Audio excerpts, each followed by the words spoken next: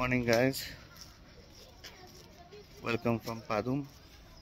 এখন আমি সিম নিতে যাচ্ছি পাদুম মার্কেটে। দেখি এখানে যদি কোনো প্রিপেড সিম পাই।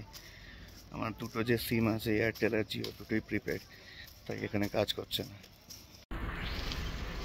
এখানে একটা মোবাইলের দোকান পেয়েছি, লেটেস্ট মোবাইল শপ। এখানে নাকি সিম কার্ড পাওয়া যাবে, দেখি পাওয়া যায় কিনা।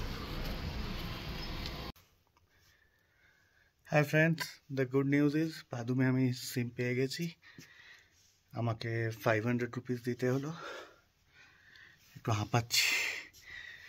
500 রুপিস দিতে হলো, তার মধ্যে 299 রুপিসের হচ্ছে এদের প্ল্যানটা। প্রত্যেক দিন 1.5 GB করে ইন্টারনেট পাওয়া যাবে,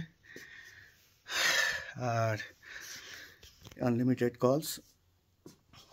তো আমার ড্রাইভিং লাইসেন্স দিয়ে সিমটা নেওয়া হয়ে গেল। তো ওরা বলেছিল যে আধার কার্ড দিয়ে করলে ভালো, কিন্তু আমার বায়োমেট্রিক লক ছিল বলে আধার কার্ড দিয়ে করা গেল না। কিন্তু ওরা অনেক চেষ্টা করে ড্রাইভিং লাইসেন্স দিয়েই করিয়ে দিল। তাই আপনাদেরকে এটাই বলবো, যদি এখানে এসে প্রিপেড সিম নেন, তাহলে বায়োমেট্রিকটা কলকাতা থেকেই আগে থেকে ওপেন করে আসবেন। ওটা লক থাকলে কিন্তু আধার কার্ড দিয়ে হবে না, তবে ড্রাইভিং লাইসেন্স দিয়েও হয়। আমার হয়েছে, and I am very happy for that. আর এই সিমটায় all over India plus Leh Ladakh সব জায়গাতেই কাজ করবে।